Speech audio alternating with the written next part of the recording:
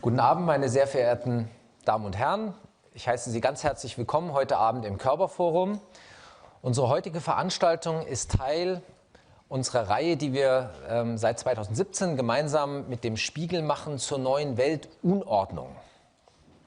Und wir haben uns in dieser Reihe bislang beschäftigt mit der Rolle der USA, mit David Petraeus damals. Wir haben uns beschäftigt mit China, mit Ronny Chan, mit Russland, Chodorkowski. Und wir werden heute auch unseren Blick richten nach Osten. Und zwar werden wir uns heute befassen mit Indien. Indien steht ja im Vergleich zu China bei uns immer so ein bisschen im Schatten, auch in der Berichterstattung, in den Medien. Und das verwundert eigentlich einen so ein bisschen, denn Indien steht uns politisch eigentlich doch näher. Und die Inder sind zu Recht stolz darauf, die größte Demokratie der Welt zu sein. Und es hat eine sehr junge Bevölkerung. Sie wissen, es gibt eine sehr, sehr starke IT-Industrie, Softwareindustrie in Indien. Und man kann sich also fragen, woran liegt das eigentlich, dass Indien immer so ein bisschen im Schatten steht? Und vielleicht ist ein Grund dafür, dass Indien für Europa nie ein richtiger Feind gewesen ist, aber auch nie ein richtiger Verbündeter. Sondern Indien hat sich immer verstanden in der Weltpolitik als Mitglied der Bewegung blockfreier Staaten und auch als führendes Mitglied der Bewegung blockfreier Staaten. Also vielleicht hat es auch damit was zu tun. Und es hat aber vielleicht auch mit der Widersprüchlichkeit zu tun, sodass es irgendwie nicht so einfach ist, sich auf Indien einen Reim zu machen. Es ist auf jeden Fall ein faszinierendes Land mit Widersprüchen. Also es ist ein zunehmend reiches Land, die viertgrößte Anzahl der Milliardäre weltweit mittlerweile. Gleichzeitig aber auch die am meisten in Armut lebenden Einwohner. Also große Gegensätze. Oder auch Indien hat die zweitmeisten Internetnutzer weltweit, gleichzeitig aber auch die weltweit meisten Menschen ohne Internetzugang. Es ist auch ein Land der Superlative, das zweitbevölkerungsreichste Land der Erde. Aller Voraussicht nach wird es in absehbarer Zeit das bevölkerungsreichste sein, also vor China. Siebtgrößte Volkswirtschaft der Welt. Wird aller Voraussicht nach Frankreich, Großbritannien und Deutschland, die noch über Indien sind, als Volkswirtschaften in absehbarer Zeit überholen. Die größte Diaspora der Welt, mit den zweitmeisten Studenten im Ausland. Die meisten kommen aus China. Und dann weiß ich nicht, ob Sie schon mal einen sogenannten Bollywood-Film gesehen haben im Fernsehen. Das sind die Filme mit sehr bunte Kostüme, es wird viel getanzt und gesungen. Sie sind meistens recht lang, die Filme, also mindestens 3 Stunden muss es schon sein. Also Indien ist auch eine Weltmacht im Filmgeschäft. Eigentlich wird praktisch jeden Tag im Jahr wird dort ein Film produziert, also mehrere hundert im Jahr. Aber zurück zu unserem Thema Weltordnung. Das hat natürlich viel auch mit der Außen- und Sicherheitspolitik zu tun. Verteidigungspolitisch ist Indien mittlerweile eine stark entwickelte Macht. Indien ist Nuklearmacht. Es hat die zweitgrößte Armee der Welt, eine sehr schlagkräftige, gut gerüstete Marine und es ist deswegen nicht überraschenderweise auch einer der größten Rüstungsimporteure der Welt. Das hat allerdings alles auch seinen Grund, denn das sicherheitspolitische Umfeld von Indien ist sehr anspruchsvoll, sehr herausfordernd. Es gibt ungelöste Territorialkonflikte mit China und mit Pakistan, die überdies auch noch alliiert sind, also China und Pakistan. Präsident Clinton hat Ende der 90er Jahre einmal gesagt, Südasien sei die gefährlichste Region in der Welt und das Verhältnis zwischen Indien und Pakistan ist seit der Unabhängigkeit und der gewaltsamen Teilung Indiens 1947 äußerst angespannt. Insbesondere die Frage über die Hoheit über die Region Kaschmir sorgt hier regelmäßig für Spannungen. Aber auch im Verhältnis zu China ist es ein sehr schwieriges Verhältnis. Auf der einen Seite ist man wirtschaftlich sehr stark miteinander verbunden, angewiesen. Andererseits gibt es auch hier immer noch ungelöste Grenzfragen. die auch vor nicht allzu langer Zeit wieder zu einer Situation geführt haben. Vielleicht wird auch das Gespräch heute noch dazu führen, dass die Soldaten sich wirklich von Angesicht zu Angesicht gegenübergestanden sind und da hätte nicht viel gefehlt, dann hätte dort auch ein Schuss fallen können. Also ein sehr anspruchsvolles außenpolitisches Umfeld. Indien ist auch nicht sehr begeistert davon, dass China diese Seidenstraßeninitiative sehr stark vorantreibt, denn das wird den chinesischen Einfluss in der Region natürlich weiter erhöhen. Es geht auch um die Kontrolle des Indischen Ozeans, auch für Deutschland, unsere Exportnation, eine wichtige Region, und Indiens Rolle im sogenannten Indo-Pazifik. Auch innenpolitisch, das können Sie sich angesichts der Widersprüche, die ich am Anfang genannt habe, vorstellen, gibt es sehr, sehr viel zu tun, sehr große Herausforderungen für die indische Regierung. Also Indien, ein Land der Superlative, der Widersprüche.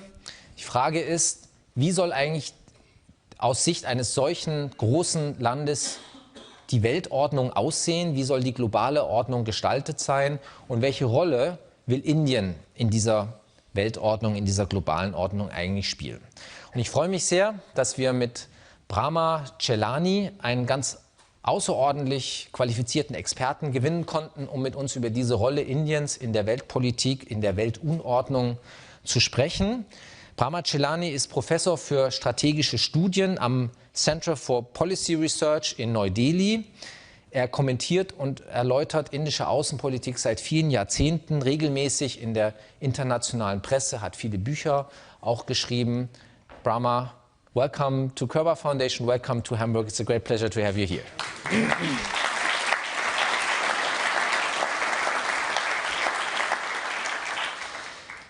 Die Veranstaltung wird moderiert, wie immer in der Reihe, von Britta Sandberg, die Auslandschefin des Spiegels, und von Nora Müller, die das Hauptstadtbüro der Körber-Stiftung und den Bereich internationale Politik leitet. Auch Ihnen beiden ein herzliches Willkommen.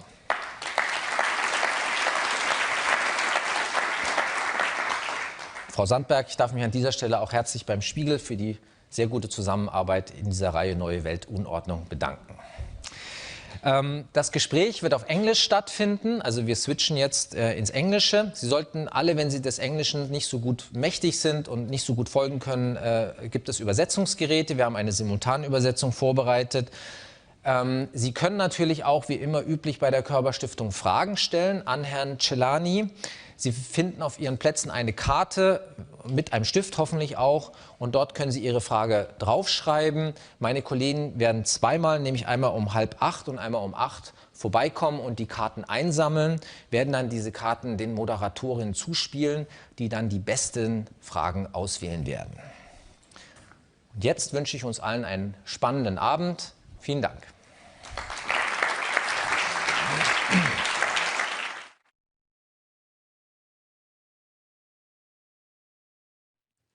Okay, ja, gut.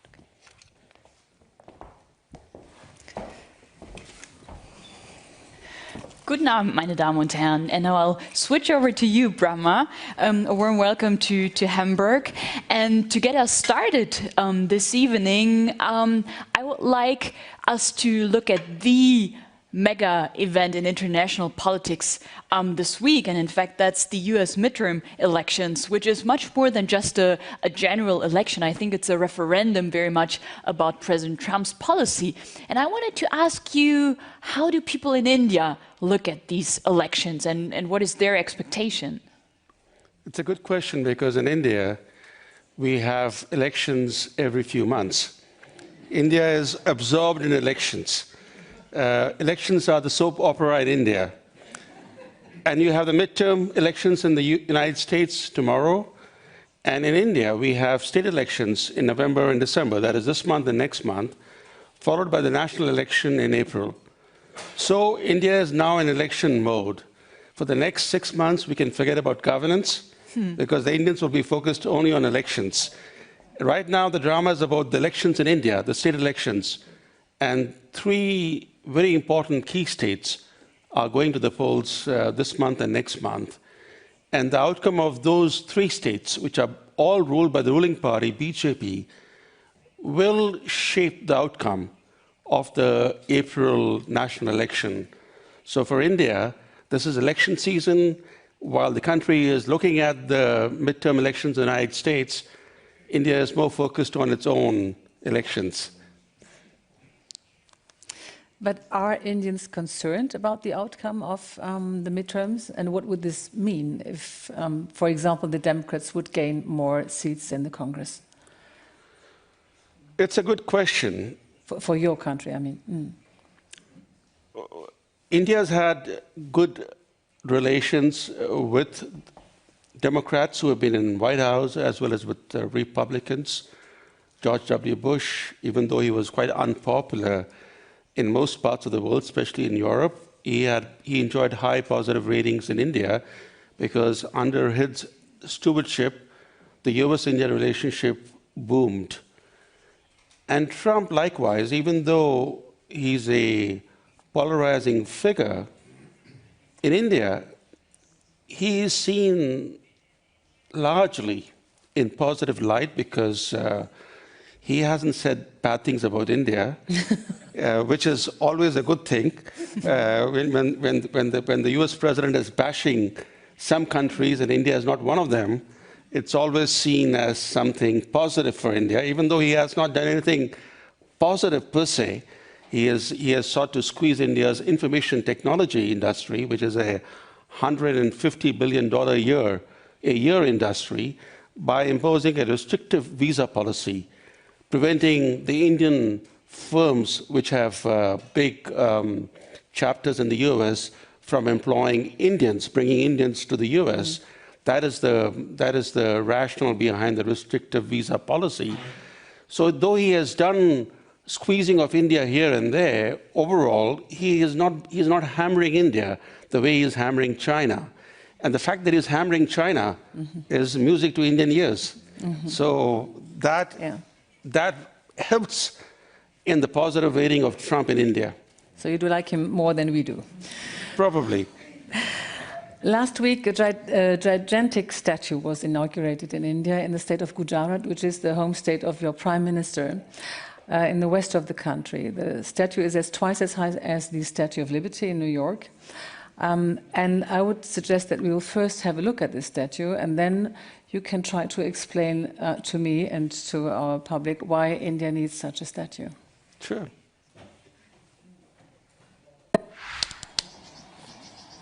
Vergangene Woche wurde sie eingeweiht, die angeblich höchste Statue der Welt. Sie steht im indischen Bundesstaat Gujarat, dem Heimatstaat von Premierminister Narendra Modi. Statue der Einheit heißt sie und ist Sardar Vallabhbhai Patel gewidmet, dessen strategisches Denken Modi würdigte, das Land nach der Unabhängigkeit 1947 geeint zu haben.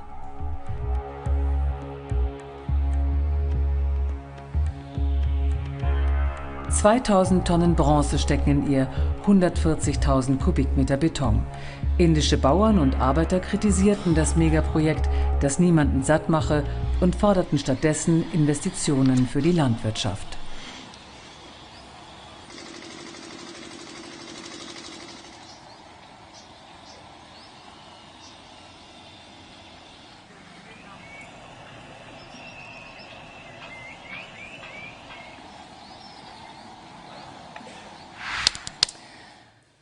What drives your Prime Minister to spend $400 million on a statue? Is this a kind of make India great again moment? Well, first, this gentleman, whose name is Patel, comes from the same home state as the Prime Minister today. So in India, parental politics trumps national politics always. You know, your provincial politics is quite important. You never forget your roots. And the present Prime Minister, he comes, as you said, from the western state of Gujarat, which was the birthplace of Patel. But I think there is a bigger issue that we should not forget. I think the amount of money spent on that statue, $400 million or so, that's an outrageous sum.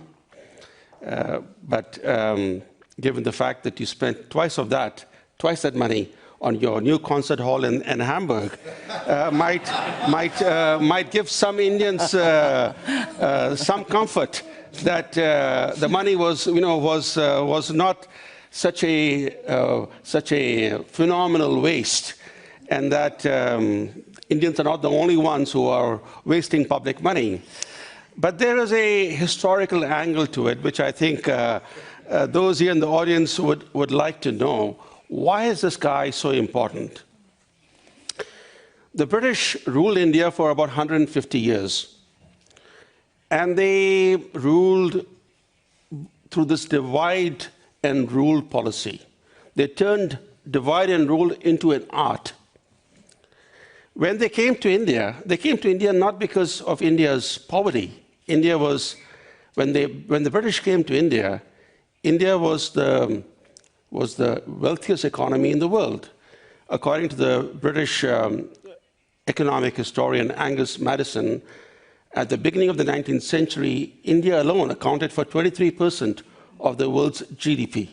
So the British came to India because of India's wealth. But in less than 150 years, by the time they left India, they turned the world's biggest, wealthiest economy into one of the world's poorest economies, one of the most illiterate societies India was reduced to. And worse, they left India into many, many parts, many, many divisions, because the whole approach was divide and conquer. And Patel was the guy, when India became independent, who unified these different parts of India, the different princely areas, the kingdoms, the fiefdoms, and he merged them into one India. It was a Herculean task that he managed to get all these different divisions, the divided parts of India, into one country. So he's seen as the real Iron Man. That's his name, the Iron Man of India, the man who reunified India, who recreated India from the ruins of British imperialism. And therefore, despite this waste of money on a statue, the fact is that he is held in very high regard by Indians, not just in his birthplace of Gujarat, but by Indians across India. Nevertheless, what does this mean? That in a country who needs a lot of other things, there have been, we heard it, farmers, Indian farmers who said this money should have been invested in agriculture. What kind of strategy lies behind if you're constructing another statue even higher than this one, which will be inaugurated in 2021? So isn't it also the move of a populist politician to satisfy the people's need for greatness? No, I agree, Britta, with your assumption. India's respected globally as a vibrant, robust, deeply rooted democracy. But the parliamentary system that India adopted, which is the British-style parliamentary system, is at the root of many of India's political ills. And one political ill that India suffers from is that its politics is very divisive and tends to further polarize society. In other words, politicians in India tend to profit from divisions in society. It's ironical. On one hand, we're talking about Patel, who reunified the country. On the other hand, we have a parliamentary system that is rife with inefficiencies and which promotes fractious politics, where instead of promoting national leaders, we are actually promoting provincial leaders with provincial mindsets. And if you look at who India's leaders are today and who will be India's leaders tomorrow, they come from provincial backgrounds. They often come from socially disadvantaged classes, like the present Prime Minister. He rose from humble beginnings. And that's the kind of politics we have. On one hand, it's very empowering to socially disadvantaged classes that people from humble beginnings can rise to lead the country. On the other hand, the increasing polarization in India is clearly linked with the political system that we have. The political system that we have may be okay for a small, homogeneous nation. But even in little Britain, because Britain calls itself Great Britain, but it's little in size and little in terms of its relevance to international relations, the parliamentary system in Britain has created messy politics even there. The whole Brexit thing is a result of the messy politics in Britain. But India is many times larger. And it's interesting that when the Americans occupied Japan, they imposed not the American-style presidential system on Japan. They imposed the British-style parliamentary system on Japan. Why? They didn't want a strong federal government to be in charge of Japan's destiny. Okay. I would like to talk with you a little bit about your government and your prime minister in the last 4.5 years, because you will have elections in April, you said, so this would be then the end of the 5 years term of Narendra Modi. And then Nora will have foreign policy talk with you. Prime Minister Modi promised a lot of things when he was elected in May 2014. I would just like to give some keywords of his first announcements and programs. There was the program Digital India, with the aim of introducing e-governance, online demand for passports and other things, digital payments. The second program was Clean Ganges, with the aim of a clean Ganges River in 2019. A third one was this big economic program, Make in India, which should attract foreign companies and investors. So if you look just at these three, how far have all these programs gotten in the last 4 years? Well, in one word or two words, not too far.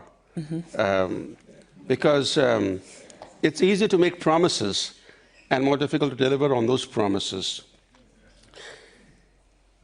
It's important to remember that Modi, the present Prime Minister, led his party to a landslide electoral victory.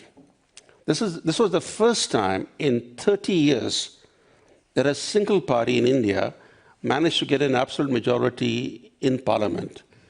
India had been led by coalition governments, by weak coalition governments for such a long time that when Modi led his party to a complete, absolute majority in parliament, it surprised everybody. All the political experts were caught on the wrong foot because they had not predicted that the BJP would capture an absolute majority. And the reason why the BJP got such a landslide victory was that people wanted a decisive government in charge. They wanted transformative change. But has Modi delivered transformative change? No. He believes in incrementalism, not in transformative change. So he has clearly done a lot of things, set in motion a number of programs, but he can't claim to have a transformative legacy.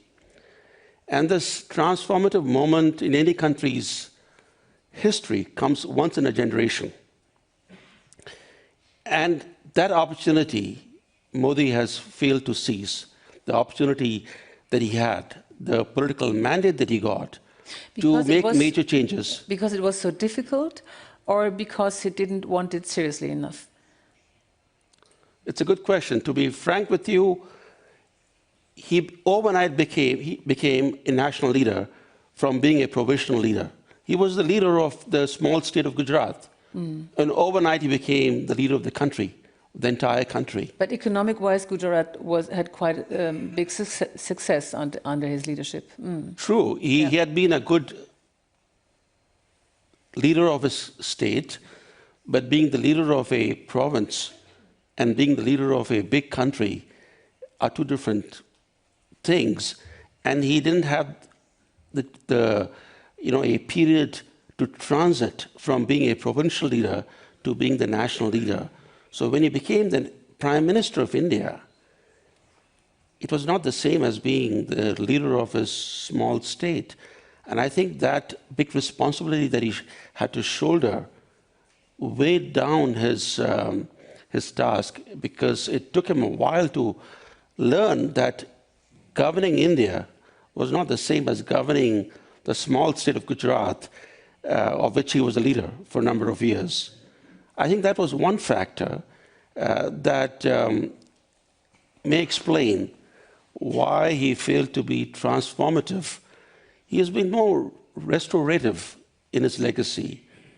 It has been a positive legacy in the sense that he's been restorative, he has tackled corruption, he has been very good with the rural masses, because that's where the majority of Indians live. And he has been very conscious of the needs and the aspirations of the people who live in villages. And he has initiated a number of programs to help these people, even though his party traditionally was an urban-focused party. But in his policies, he is more rural-focused. And I think that has helped his party to spread its base widely in India and become the largest political force by far in the country. So he's a very smart political strategist with clear-eyed pragmatism, and he has operated very shrewdly in terms of his politics. But in terms of fashioning a legacy, I think he is clearly angling for a second term to leave his mark. Mm-hmm. We will know in a few months whether he will get a second term. Your country hasn't got the reputation of being a very investor-friendly country. The Indian bureaucracy is one of the obstacles. It is very difficult to get licenses for a company. It is very difficult to buy land in India. It still is. And 2 years ago, India was number 130 out of 189 on the index of the World Bank for business-friendly climate for investors. Did this change under Modi? Well, Modi promised before the election victory, he promised that he would lay out the red carpet in place of the red tape in India. That red carpet in place of red tape was a slogan, that he will make the country investor-friendly. His party is a party that traditionally has been business-friendly. It has been backed by major businessmen. Yet, has he transformed India's red tape? Has he eliminated it or even reduced it significantly? I doubt it. Some of his supporters would say, yes, there have been changes, but I think an objective assessment would show that India's proverbial red tape hasn't diminished. The bureaucracy remains strong, if not stronger, and I think the government has failed to loosen the grip of the bureaucracy on not just the ease of doing business, but making the bureaucracy more people-friendly. It's very difficult for ordinary citizens to approach bureaucrats and get their grievances addressed. So it's not just the businessmen, but the ordinary citizens who are often at the receiving end of a bureaucracy that is tone-deaf and too much anchored in enforcing rules and regulations, often selectively. So they're suffering too from the bureaucracy. He also promised to give to the Indians 100 million toilets until 2019, because half of the Indian population apparently didn't, when he came to power, didn't have toilets. So what about the toilet issue? Well, I think he's made a lot more progress on that front Because, as I said, on the rural-oriented schemes that his government set out, for example, enrolling almost everyone, in a bank account, that is making opening a bank account very easily, and the government depositing some token money in a bank account to encourage people to open bank accounts, encouraging better personal hygiene and cleanliness in cities and villages. There again, he can show a lot of progress, not only in terms of number of toilets and new facilities that his government has managed to build, but also how he has managed to empower the rural masses. So on that front, the record is more impressive. That he improved people's lives even in the poorer parts of India. Well, I've seen how people, the poorer Indians, who didn't have bank accounts and who now have bank accounts and who have now cultivated the habit of saving their, part of their salary in their savings account. This is a new phenomenon. That is, people who made their living in such a way that they never thought of saving, now thinking of saving, because the government has provided incentive to them to save. If you save, you get subsidies, you get benefits, you get dole-outs. And the dole-out bill, the subsidy bill in India has, of course, grown phenomenally under Modi. India's subsidy bill is a huge burden on the economy. But the way the government is changing the habits of the poorer people, encouraging them to think more ambitiously, to dream of a better life, to save money, and to get additional government benefits, all that, I think, from my standpoint, the way I look at it, are very positive developments, because I've seen with my own eyes how the lives of some of the people that I know have been transformed through such government incentives. So you would say that he is partly a successful reformer, partly he has modernized the country. He has been criticized also for his Hindu nationalistic standpoints. Critics say that he's splitting the country. Let us have a look at a short analysis of the Spiegel correspondent in India, Laura Höflinger.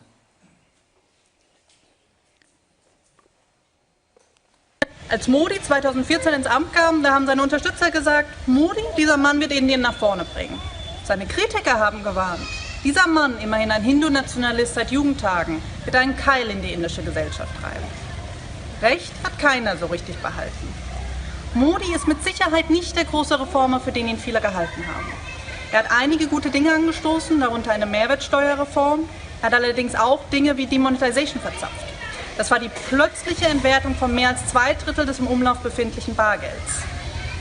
Und wenn wir uns Hindu-Nationalismus anschauen, dann muss man sagen, die großen Riots, das heißt die großen Ausschreitungen, die Indien in seiner Geschichte immer und immer wieder gesehen hat, die sind ausgeblieben.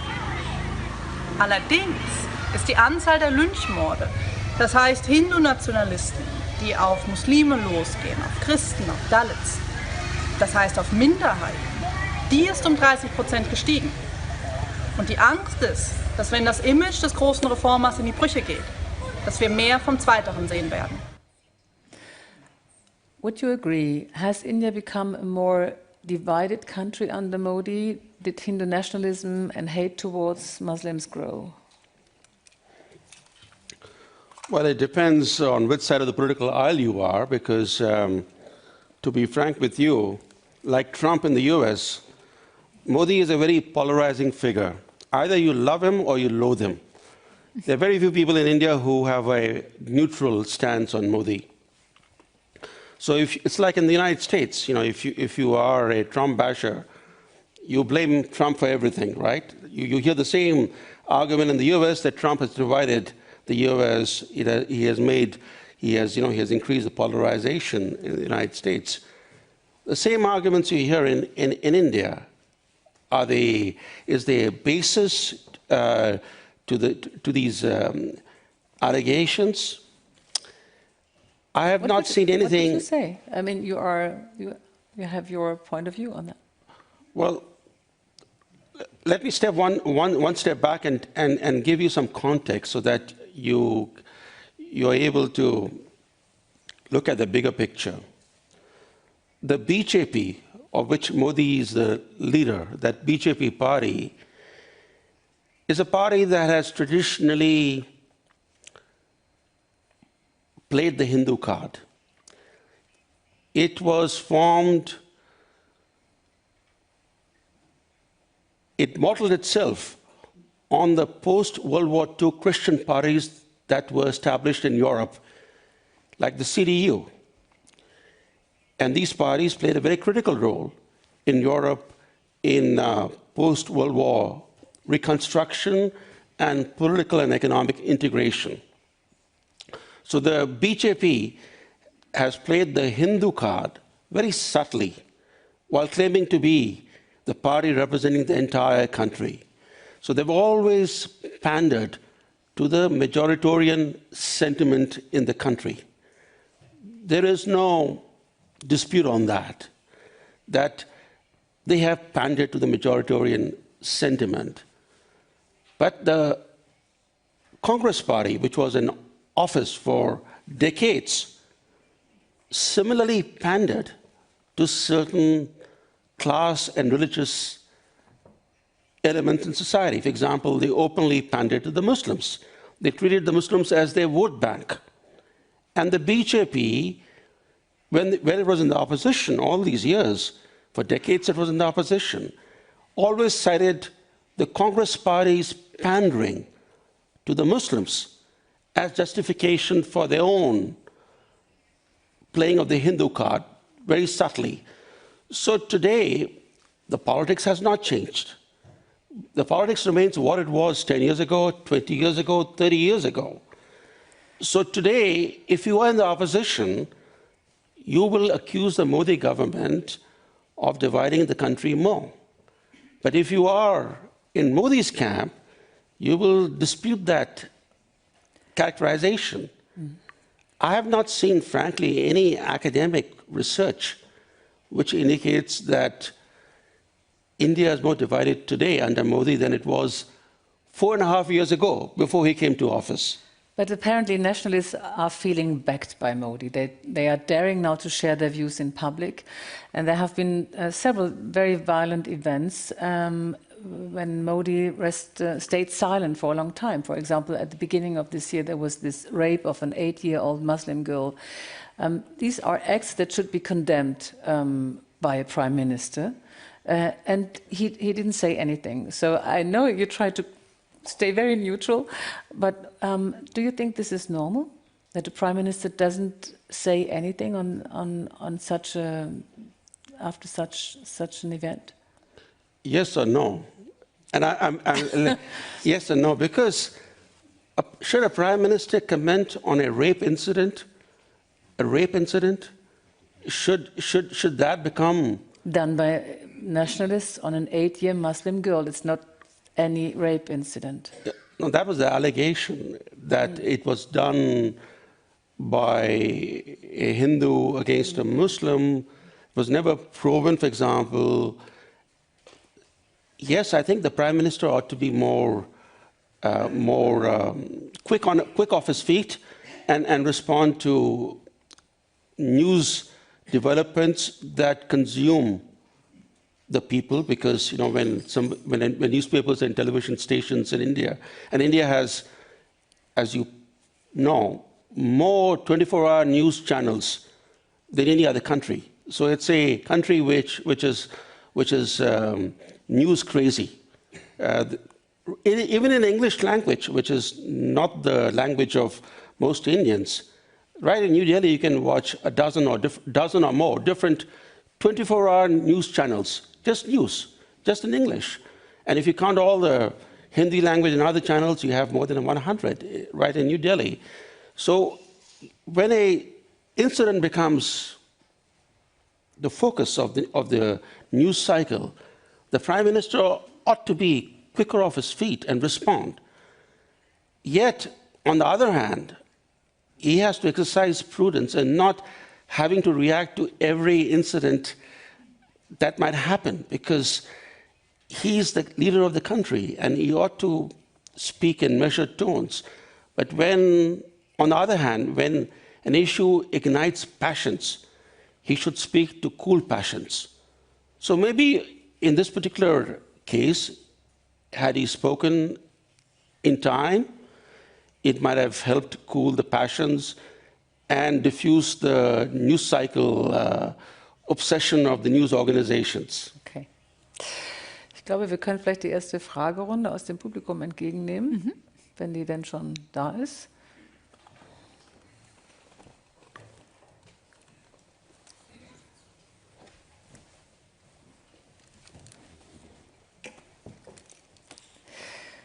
Vielleicht während du schaust, eine letzte Frage an Sie. What does all this mean for the upcoming elections in April 2019? What does it mean in what sense? I mean, what is your perspective about the outcome, a possible outcome? Elections in India tend to throw up surprises. I don't think even Modi knows what the outcome of the elections will be in April next year. I think the most important factor will be how divided or united the opposition to the Modi's BJP is. The more united the opposition, the bigger the challenge for the BJP. The more divided the opposition, the better the chances of Modi to get a second term. And do you have any guess? I don't think anybody can guess. If there's anybody in India who can guess, he or she must be crazy. Okay. Well, it seems that there is a huge amount of interest in foreign policy issues, in India's role on the global stage. So what I would suggest is all the questions I got are on foreign policy, so we'll defer them for a bit later. And I'll start, Brahma, asking you about India and China. In the beginning, you said something in the line of, oh, it's always welcome to hammer China in India. And that sort of struck a note.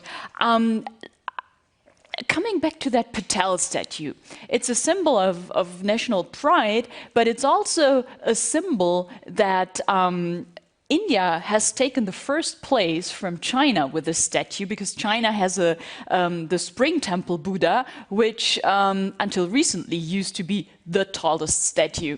Now, why am I saying this? Is this sort of statue competition, is it also in a way a symbol for this competition of those two giants, India and China? Well, it's an interesting question. The fact that the Patel statue has overtaken the statue of Buddha may not exactly be great news for many Indians, because Buddha was also an Indian. So overtaking the statue of another Indian, even if it's located in China, is not something that Indians ought to be heartened with that kind of development. But there is to answer your question, India and China historically were not neighbors. They became neighbors only in more recent years, when China annexed Tibet. The Tibetan Plateau was the size, a very large area, the size of nearly 2/3 of Europe. It was the historical buffer between the Indian and Chinese civilizations. When that buffer disappeared in 1950-51, China and India became neighbors.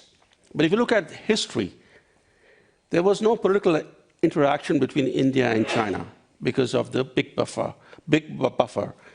In terms of India's traditions, values, and worldview, India has more in common with Europe than with China because of this historical barrier. The fact that first you have the Himalayan mountains, which are the tallest in the world, acting as a barrier, and then you have this huge Tibetan plateau serving as a buffer between China and India.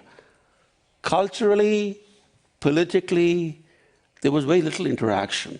Buddhism spread from India to China. That was the one cultural interaction historically that can be cited.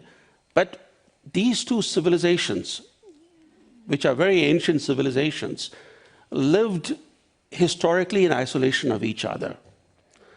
Now that they've become neighbors because of one development, the annexation of the Tibetan Plateau, this has created strains in their relationship because the two do not have experience handling each other, and therefore they have been on a learning curve how to deal with each other.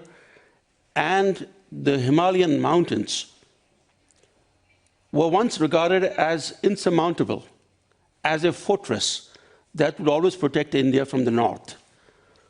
But in 1962, China invaded India and attacked India militarily and waged a war which it won. Because India until then was a pacifist country. It did not even have a robust military. And that attack, the invasion and the defeat, was a wake-up call for India. It left a deep hurt in the Indian psyche. And India's military modernization is a reaction to that defeat of 1962. And that's how the more competitive relationship started? Precisely, because when China became communist in 1949, India was the first country to recognize communist China. In the 1950s, when the Americans and the Soviets urged India to take the vacant seat on the UN Security Council, a permanent seat in place of China, the Indian Prime Minister Nehru refused, saying, how can a great civilization like China not be represented in the UN? We, that is, the Indians, cannot take the seat of China. And now you regret that? Well, now Nehru is seen widely in the country as having been extraordinarily naive and as being somebody who was taken in by this romantic view of communist China.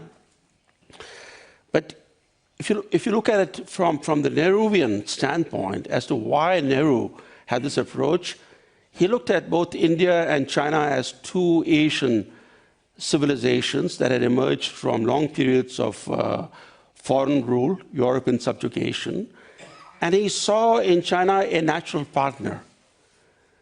But that's not the way China looked at India under Mao. It looked at India as a rival, and Mao looked at Nehru as a towering figure on the world stage. And through the 1962 invasion, Mao sought to cut Nehru to size, which he did because the defeat of India in 1962 was such a political humiliation for Nehru that he died within 2 years of that defeat. And it completely transformed India's politics too, that the man who was associated with that defeat passed away, and India has never been the same after that. And how would you describe the relations between Delhi and Beijing right now? You said it all changed in 1962, but how does this competition now, how is it actually expressed? How does it come to the fore? To answer it in terms of Modi's dealings with China, when Modi became Prime Minister, as I mentioned, he became the national leader overnight from being a provincial leader. He had no foreign policy experience whatsoever. But when he became the Prime Minister, he decided that building rapprochement with China was going to be a leading priority. So he went out of his way to cultivate China, and he invited Chinese President Xi Jinping to visit India. He was the first important foreign leader to visit India. This was just months after Modi became Prime Minister. President Xi arrived on Modi's birthday, bearing an unusual gift for Modi. As he arrived in India, a deep Chinese military incursion happened into India's Ladakh region. That's not the kind of birthday gift one would hope for. That's right. So that entire visit of President Xi was overshadowed by the deep Chinese military incursion into the Ladakh region. So reset 1.0 of Modi's, the China policy, reset in China policy, completely unraveled with that visit, because Xi came bearing an unusual gift for his host, and the relations between the two countries only worsened in the months and the couple of years after that. But in more recent months, Modi has pursued Reset 2.0 with China. That in April this year, he had a summit meeting with President Xi in Wuhan, China. And the two sought to reset their relations because summer of last year, because we're already now in fall and approaching winter. So this was the summer of 2017. Indian and Chinese militaries almost came to war over a dispute involving Chinese incursion into tiny Bhutan. Bhutan is a very tiny little country. If you look at the world map, you don't even see Bhutan in the world map. It's so small. But in the summer of last year, Chinese military intruded into an area of Bhutan. And Bhutan is the country which has a security arrangement with India, that India is a security guarantor of Bhutan. And India intervened to protect Bhutan and almost led to a full-fledged war between the two countries. It was a 10-month-long military standoff along the borders and was finally diffused. The Chinese decided to withdraw from that area. And because of the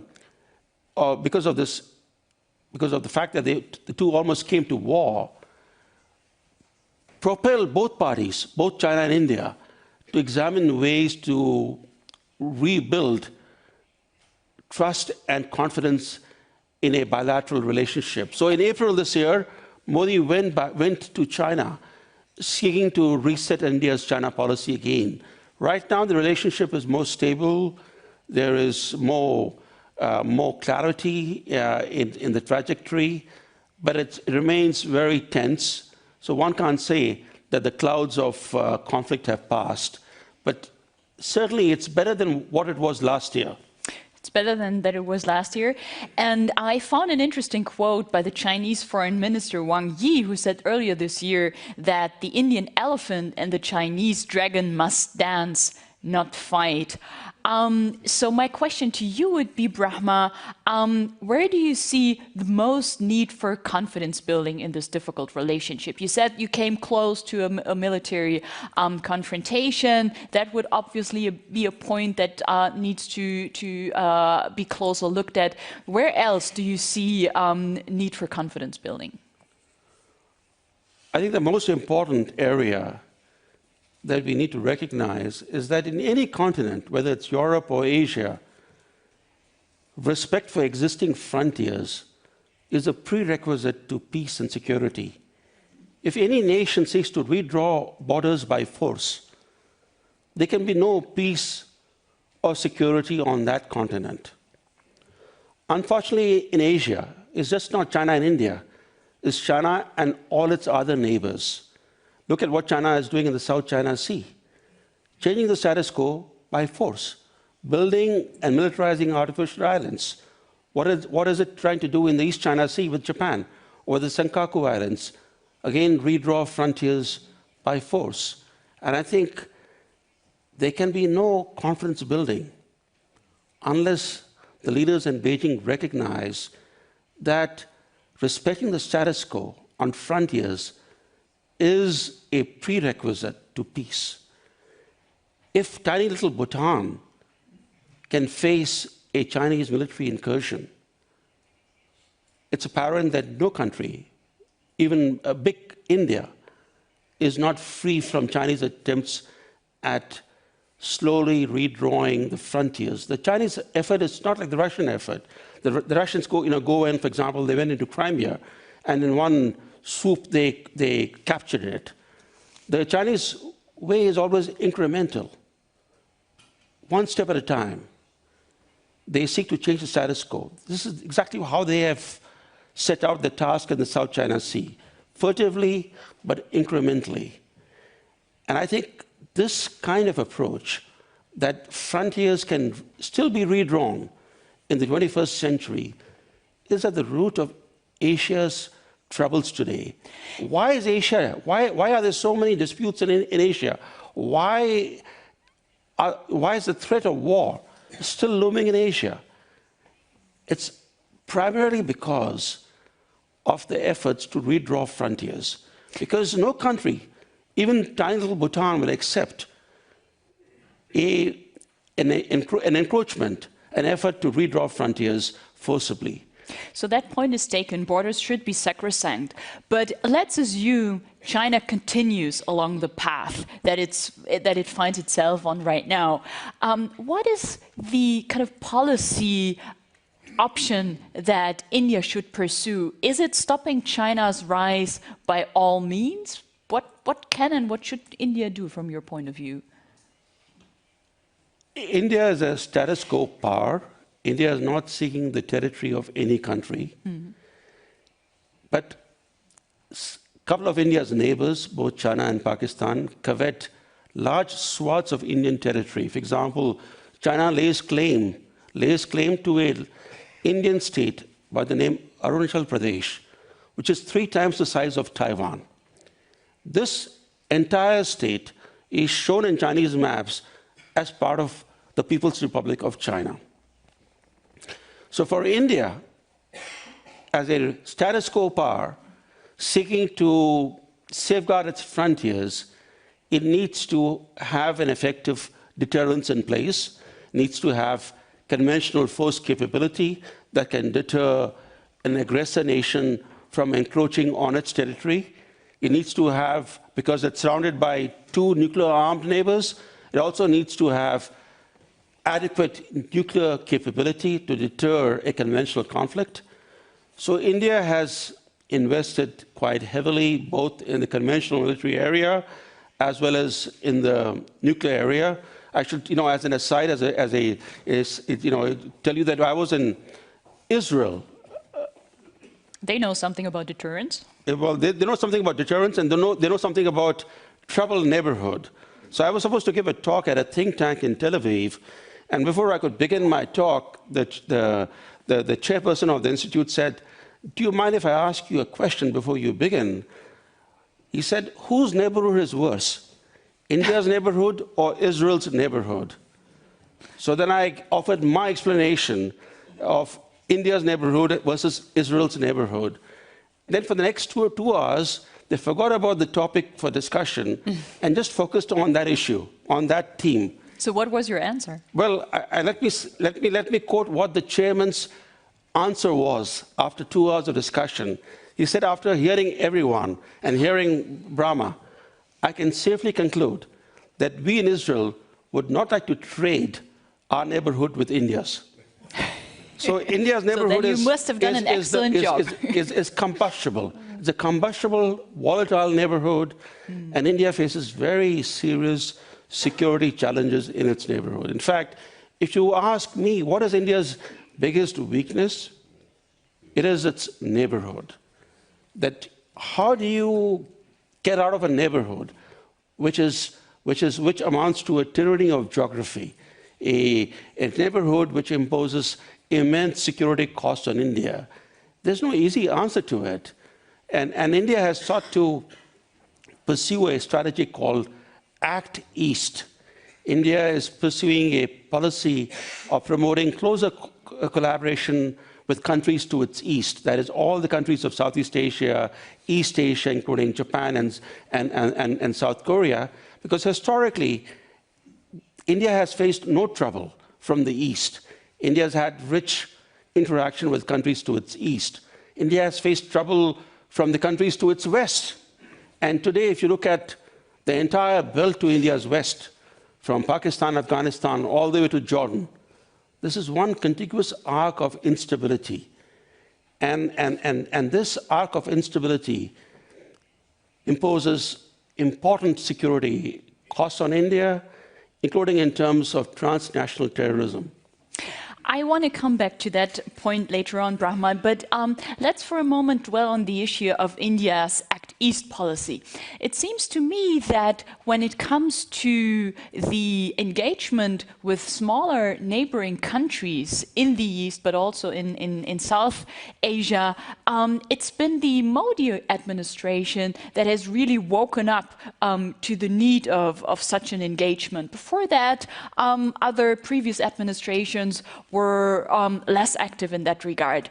So would you say that this was maybe a bit of a strategic mistake? Has India woken up too late? Yes, but there was a reason why India woke up late, because for a quarter century, India was led by weak coalition governments whose time was mostly spent in ensuring that they remain in office, that they are not overthrown by the opposition. So there wasn't much forward thinking happening for a long time in India. And Modi, because of the fact that he came to office with an absolute majority, has had more political cushion room to deal with issues in the neighborhood. But the fact is that even under Modi, India is seeing its regional clout erode because of China's growing influence in India's neighborhood. China is promoting what I call death trap diplomacy, offering large loans, signing up contracts, and ensnaring smaller countries in mountain of debt to China, and thereby crimping, constraining their foreign policy options. But apparently India has no valid alternative to offer to these countries. Well, what India is offering is that it's offering projects, first, that are transparent in terms of financing. It's offering projects that are socially and environmentally responsible, projects that will not leave the smaller nation in a mountain of debt, and projects that are needed by that country, projects that are not being set up for the foreign funder. For example, Sri Lanka's Hambantota port was built at a cost of more than $1 billion by China. But then not a single ship is coming to Hambantota. And Sri Lanka couldn't afford to keep making its debt payments to China. Last December, it was forced to lease that port to China for 99 years. India is not seeking to replicate any such project. More importantly, India is seeking to use its cultural ties, the fact that some of these countries around India are symbiotically tied to India. They're using its soft power for its diplomacy rather than hard power and crude financial power. India is making these efforts, but as I said, India is still losing out to China in the contest for influence in its own neighborhood, because though what is happening of late in recent months is that there's a pushback happening from Africa to Asia against China's so-called Belt and Road Initiative, because smaller countries are awakening to the risks of falling into China's debt trap. And there is rethinking going on in a number of countries. In fact, Malaysia's Mahathir on Chinese soil in the Great Hall of the People in Beijing, with the Chinese premier by his side, warned China against a new form of imperialism, a new form of colonialism. And he cancelled in Beijing $23 billion worth of projects that had been awarded to China under the so-called Belt and Road Initiative. And this is just one country. A number of countries are renegotiating the terms of their contracts with China, indicating that from Eastern Europe to Africa to Asia, countries are having second thoughts, and there is a pushback happening against China. Now, this has important implications for India and for other democracies, because now the Americans recently passed a bill in their Congress called the Build Act. Build Act. This is to encourage American-sponsored projects, but funded by private money, but supported by the US government. This is the first time the Americans have decided to challenge China's Belt and Road Initiative with an initiative of their own. And that initiative of their own, the American initiative, is being pursued in collaboration with India, Japan, and other democracies in the Asia-Pacific region. Before I go to the questions asked by the audience, Brahma, let me focus for a moment on US-China policy that you just briefly touched upon. The American stance has become very much more robust when it comes to Beijing. You would probably say it has become more realistic. In a way, does that make you a Trump fan? Well, it's not a question of, I'm not a Trump fan. If you have seen what I write and what I tweet, I'm not a Trump fan, but I'm neutral and objective as a scholar, as I think I ought to be. But I can say one thing, and this is to underscore the premise of your question, that in my career, from the time I was a student till now, American policy on China had remained the same. From Richard Nixon to Barack Obama, the US pursued the same policy toward China. That policy was that the US, by encouraging China's economic rise, would create a more open and liberal China. This was the Nixon-Kissinger thesis that led to Jimmy Carter as president in 1979 issuing a presidential decree, an instruction to all American departments asking them to help in China's economic modernization. The premise was that you create a more prosperous China, and you will have a more liberal China. Today in Washington, there's a bipartisan consensus. And this is amazing, right? Because Washington is more divided and polarized than ever before, especially under Trump.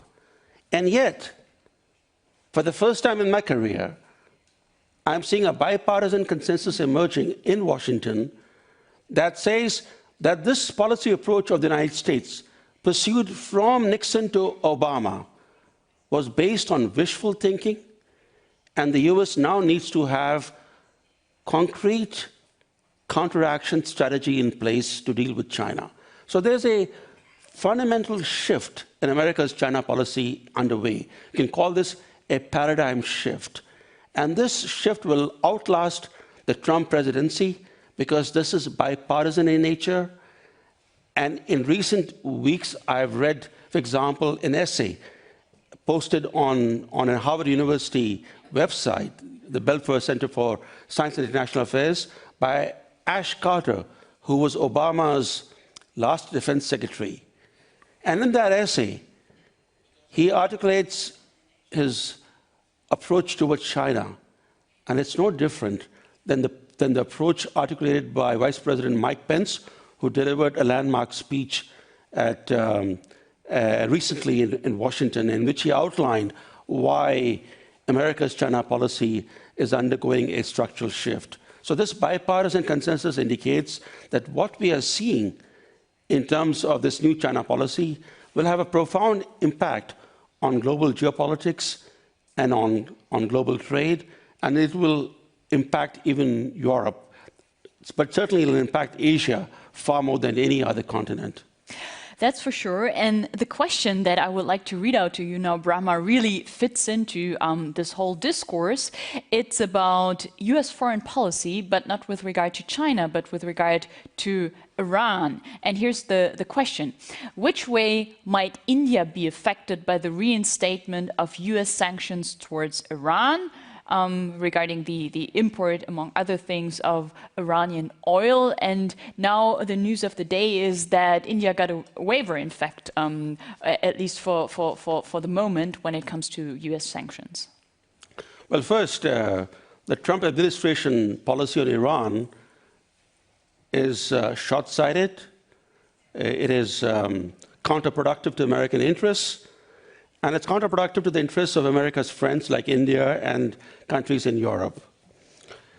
It puts a country like India in a very difficult situation because India is a country heavily dependent on energy imports. About 80% of India's energy requirements are met through imports. Unlike China, India has no neighbor that exports energy. China can source energy by pipeline from Kazakhstan and Russia. India does not have that kind of luxury. India can only import oil and gas through tankers. And the closest source of supply for India is Iran. And Iran offers concessions in terms of pricing and shipment and insurance. So discounted oil from Iran to India is being squeezed by the Trump administration policy. Of course, the larger issue of withdrawal from a nuclear deal, from a multilateral nuclear deal, when Iran had not violated its obligations. The International Atomic Energy Agency, even now, recently certified that Iran remained in compliance with that nuclear deal. So unilateral withdrawal of the US from a multilateral deal was the wrong policy choice that was taken by the Trump administration. But the worst thing is that by focusing on Iran,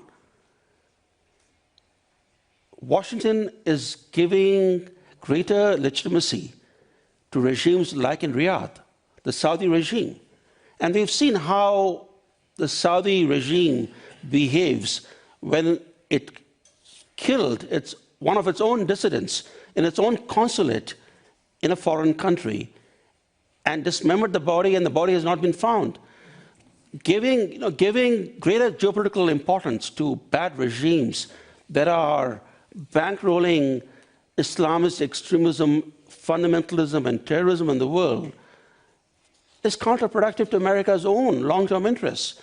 So this whole Iran policy is really bad, both in its objectives, this new Cold War that Trump administration has set out to pursue, to wage against Iran, will not aid American interests in the Middle East. It will actually prove very harmful to American interests, but certainly to its friends like India.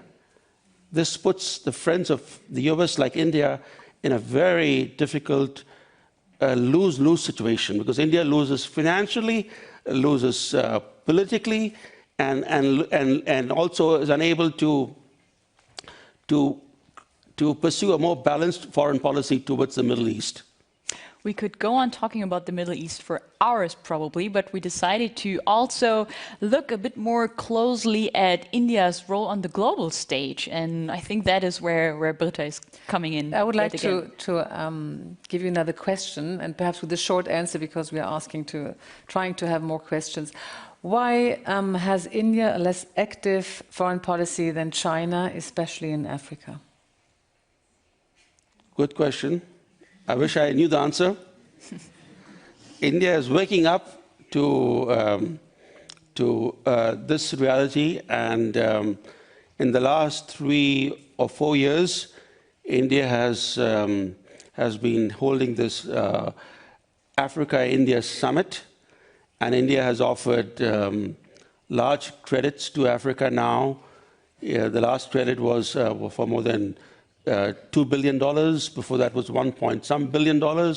So India is offering large sums of credit, but India is a latecomer to the scene, and therefore it's far more difficult if you are a latecomer. The first mover always has the advantage in any area, whether it's industry or foreign policy. There is another question you might like. What needs India to be a superpower like China?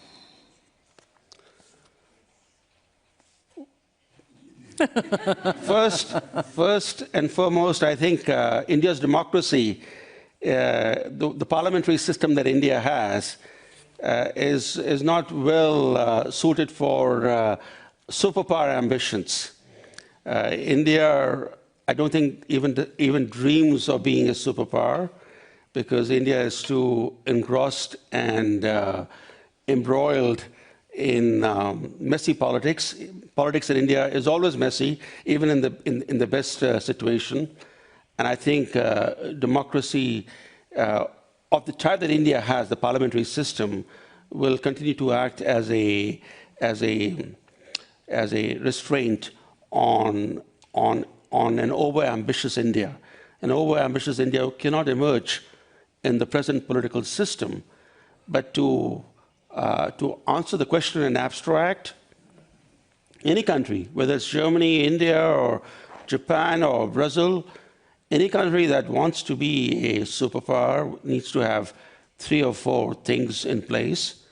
It first should invest considerably in human capital, in human resources, in education, public health, technical expertise, and engineering.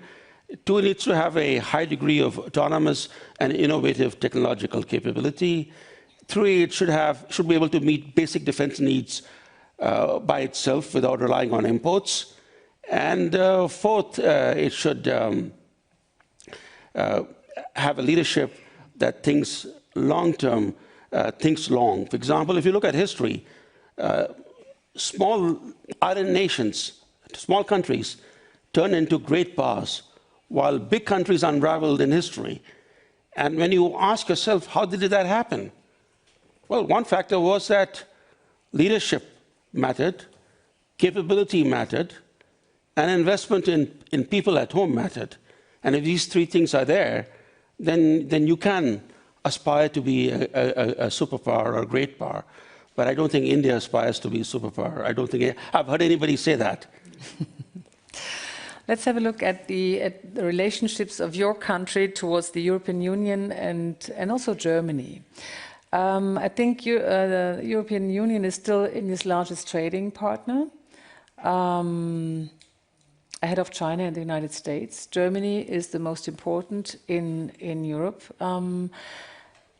Would you say that the economic but also political relations between India and Germany are sufficient, or would there be still a lot of improvements to make?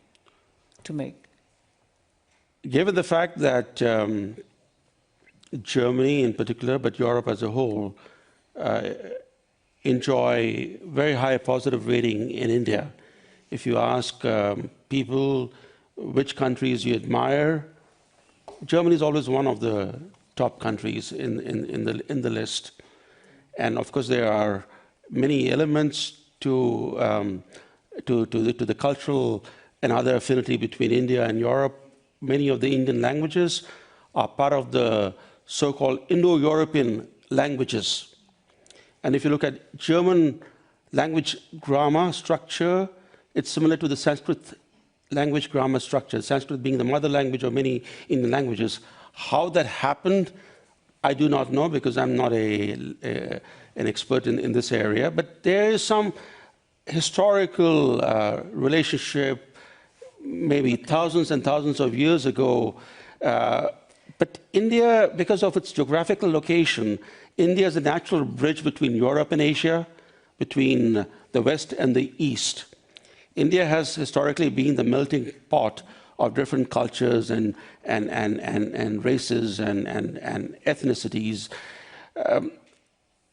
In India, Germany can play a much bigger role than it plays. The political relationship is very, very sound.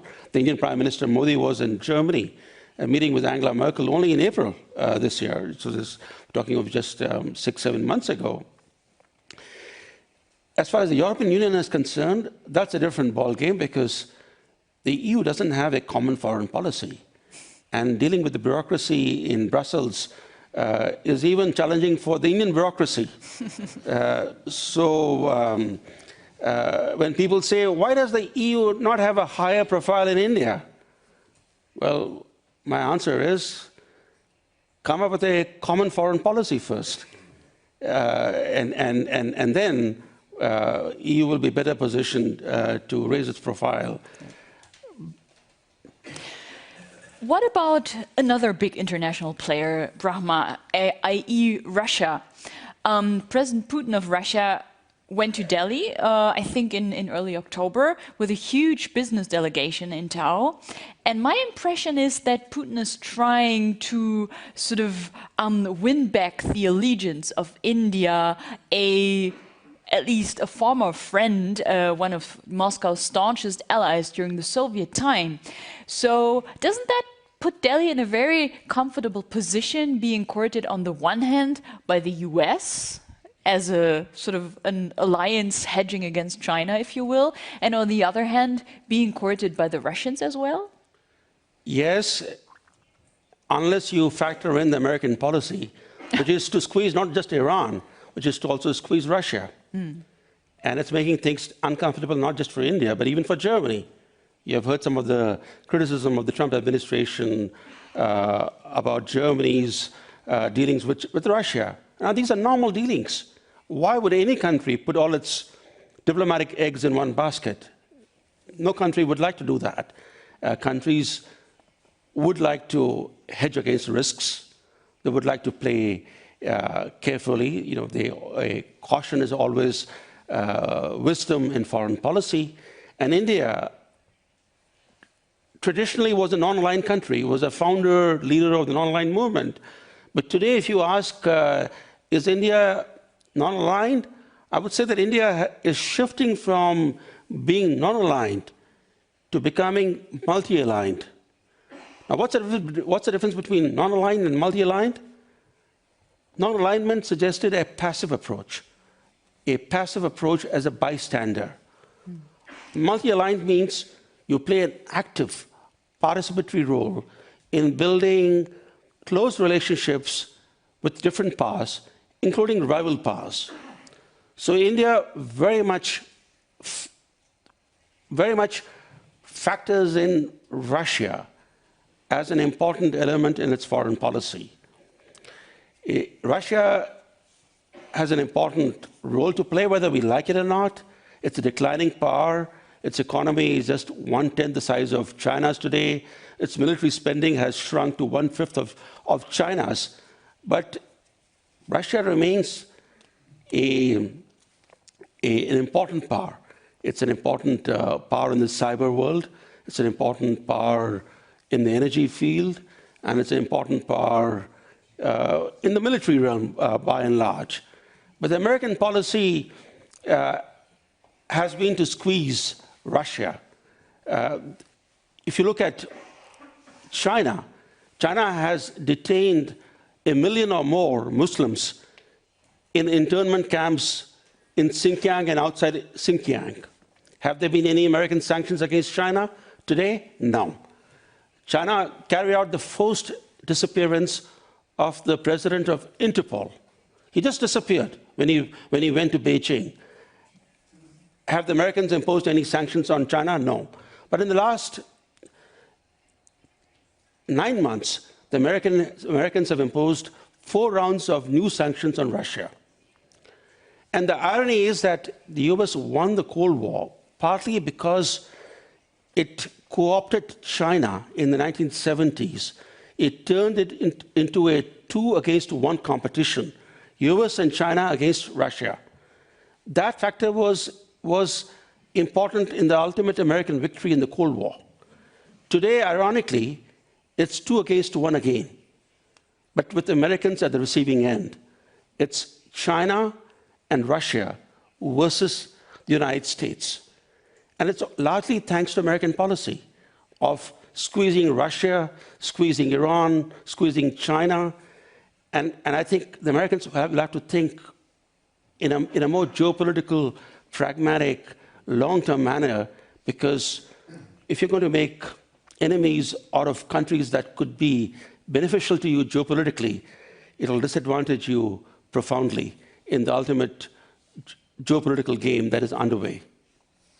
There is nothing to add to that, really, Brahma. So I think we have almost come to the end of this discussion. I would like to thank all of you for actively listening, for very good questions, I have to say. I would like to thank Britta for co-hosting this discussion with us, and most of all, of course, I would like to thank you, Brahma, for a very interesting, intellectually challenging conversation, which I hope we're going to continue outside over a glass of beer or a glass of wine. So thank you very much to all of you and have a great evening. Thank you. Thank you. Thank you.